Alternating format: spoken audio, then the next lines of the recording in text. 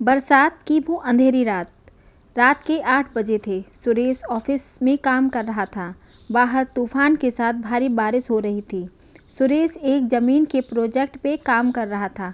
काम में व्यस्त होने के कारण उसको वक्त का पता ही नहीं था। जब उसका काम खत्म हुआ तब घड़ी में 9 बज चुके थे। बैटरी कम होने के कारण उसका मोबाइल भी थोड़ी देर में बंद हो गया। जब वो बाहर निकला तो उसके होश उड़ गए। काली अंधेरी रात थी। सुनसान रास्ता था और आसपास में कोई नहीं था। तूफान के साथ तेज बारिश गिर रही थी। भारी बारिश की वजह से बिजली के खंभे से सारी बत्तियां भी बुझ चुकी थीं। सुरेश ने जैसे तैसे करके अपना स्कूटर निकाला और अपने घर की ओर जाने लगा। कुछ देर बाद अचानक रास्ते में एक बिल्ली दिखाई दी। इसीलिए सुरेश ने स्कूटर को ब्रेक लगाया, लेकिन ब्रेक के बाद सुरेश का स्कूटर वहीं पर ही रुक गया। सुरेश को ऐसी अनुभूति हुई जैसे मानो उसका स्कूटर किसी ने जकड़ लिया हो।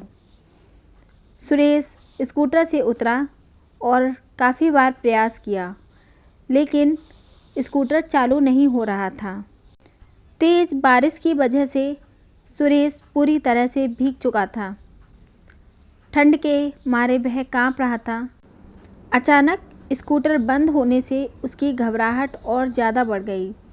वह अपने स्कूटर को साइड में ले गया और डर की वजह से कुछ देर अपनी आंखें बंद कर लीं।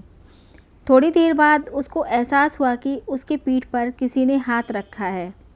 सुरेश ज़ोर से चिल्लाया, कौन है, कौन है? मुझे छोड़ दो।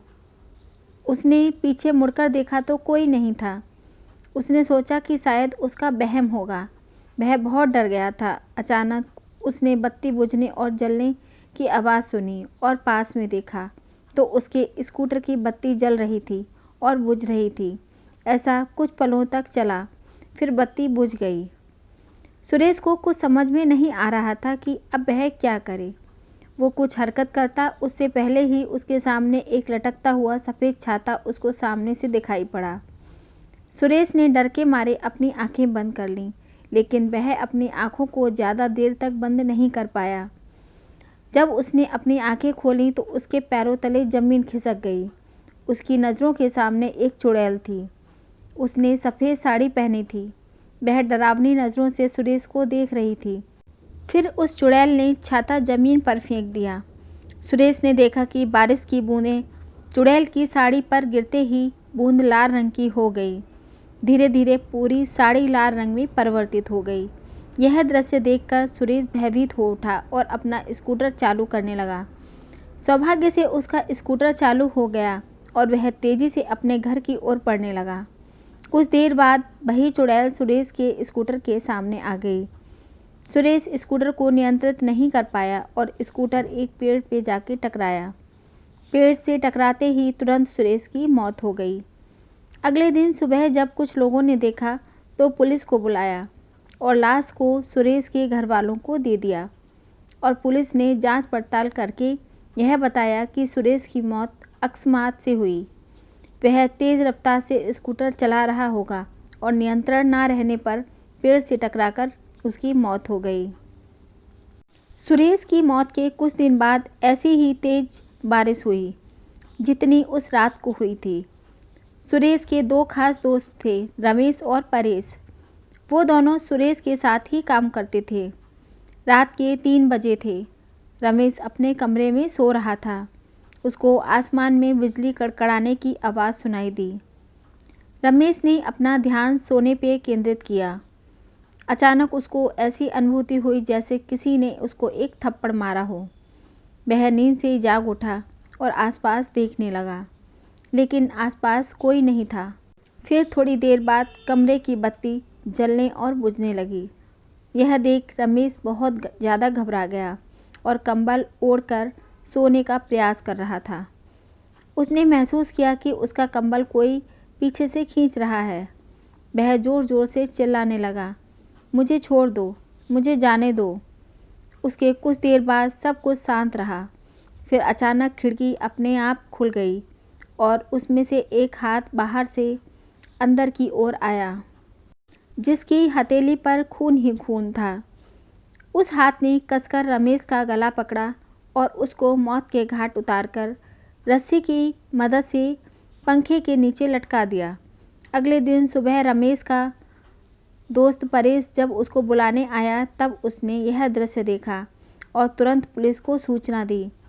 पुलिस ने जांच पड़ताल करके इसको खुदकुशी का नाम दिया और कहा कि रमेश ने तनाव और किसी बात के दबाव में आके आत्महत्या की होगी।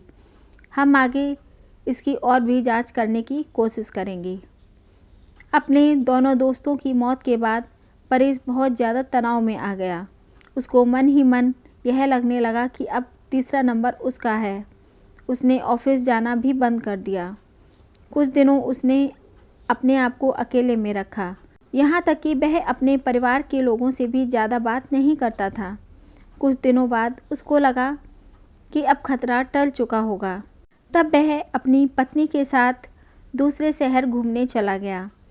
कुछ दिनों तक उसने दूसरे शहर में अपने पत्नी के साथ सैर की। कुछ दिनों घूमकर दोनों वापस अपने घर आ गए। अब परेश के मन में डर का नामो निशान नहीं था। वह आराम से जीवन व्यतीत करने लगा। दूसरे शहर घूमकर आने के बाद वह रोज़ाना ऑफिस जाने लगा। एक दिन ऑफिस में ज़्यादा काम की वजह से उसको देर तक रुकना पड़ा। उस रात को भी तूफान के साथ भारी बारिश हो रही थी। परेश अपनी कार में बैठकर घर के लिए रवाना हुआ। रास्ते में एक बड़े से खड्डे के साथ उसकी गाड़ी टकराई और कार का एक पहिया खड्डे में गिर गया। परेश कार से नीचे उतरा और बहुत प्रयास किया, लेकिन पहिया खड्डे से नहीं निकला। परेश कोशिश कर रहा था कि एक औरत वहाँ से गुजरी। उस औरत ने बड़े प्यार से रमेश को कहा, सुनिए, क्या मैं आपकी मदद करूं? रमेश ने कहा, नहीं, मुझसे ही नहीं हो रहा है तो आपसे थोड़ा ही होगा। फिर भी आपको लगता है तो आप एक बार प्रयास कीजिए। उस औरत ने कार को पीछे से सिर्फ थोड़ा सा धक्का मारा और कार का पहिया खड्डे से निकल गया। परेश ने उस औरत को धन्यवाद किया और उनको पूछा, आपको कहाँ जाना है? इतनी रात को आप अकेले कहाँ जाओगे? आप मुझे बताइए, मैं आपको जहाँ जाना है छोड़ देता हूँ। जी, आपका धन्यवाद। यहाँ से थोड़ा आगे एक तालाब वाली गली आती है, वहाँ मुझे छोड़ दीजिएगा। तालाब के पास में ही मेरा घर है, औरत ने जवाब दिया। परेश ने उस औरत को अपनी कार में बिठाया और आगे बढ़ा। परेश को थोड़ा डर जरूर लग रहा था, लेकिन उसने गाड़ी चलाने पे ध्यान केंद्रित किया। थोड़ी देर बाद पीछे से आवाज़ आई, बस यहाँ पे रोक दीजिए, मेरा घर पास में ही है। परेश ने कार रोक दी और उनको उतरने को कहा। अचानक उसने पीछे से डरावनी आवाज़ सुनी, परेश, अब तू गया, तेरा अंत अब नज़दीक है, मैं तुझे नहीं छोड़ूंगी। परेश ने पीछे मुड़कर देखा तो उसके होश उड़ गए। वो औरत एक खौफनाक चुड़ैल में परिवर्तित हो गई थी। उस चुड़ैल ने जोर से परेश को धक्का दिया और उसको कार से नीचे गिरा दिया। फिर परेश को घसीटकर तालाब की ओर ले जाने लगी। परेश बहुत चीखा और चिल्लाया, लेकिन चुड़ैल ने उसकी एक नहीं सुनी। परेश ने चुड़ैल से कहा, कृपया मुझे छोड़ दो, मुझे जाने दो, मैंने आपका क्या बिगाड़ा है? परेश, तू आज मेरे हाथों से ही मरेगा। तुम्हारे दोनों दोस्तों को तो मैंने मौत के घाट उतार चुकी हूँ। अब तुम्हारी बारी है। याद करो बरसात की वो अंधेरी रात, जिस रात को तुम लोगों ने मेरी हत्या करके मुझे तालाब में फेंक दिया था। जिस ज़मीन ने मुझे और मेरे माँ बाप को रोजी रोटी दिलाई थी, वह ज़मीन तुम तीनों हड़पना चाहते थे और उस ज़मीन पे शराब की फैक्ट्री लगाना चाहते थे। जब मैंने और मेरे पिताजी ने हस्ताक्षर करने से मना कर दिया तो तुम पापी दरिंदों ने मेरी और मेरे पिता की हत्या कर दी और दोनों को तालाबों में फेंक दिया। हमारी मौत का कारण लोगों को यह बताया कि हम पानी में डूबकर मर गए हैं। मैं उस ज़मीन पे कभी भी शराब की फैक्ट्री नहीं चलने दूंगी तथा मैं वापस मेरे और मेरे पिताजी का बदला लेने के लिए आई हूँ। आज तुझे भगवान भी मुझसे नहीं बचा पाएंगे।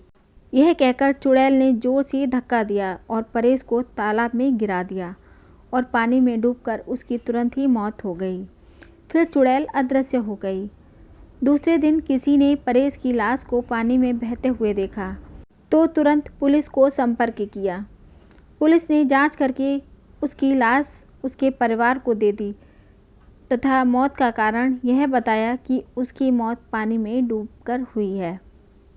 दोस्तों, अगर आप लोगों को कहानियाँ सुनना पसंद है तो हमारे चैनल को सब्सक्राइब ज़रूर कीजिए, वीडियो को लाइक कीजिए। धन्यवाद।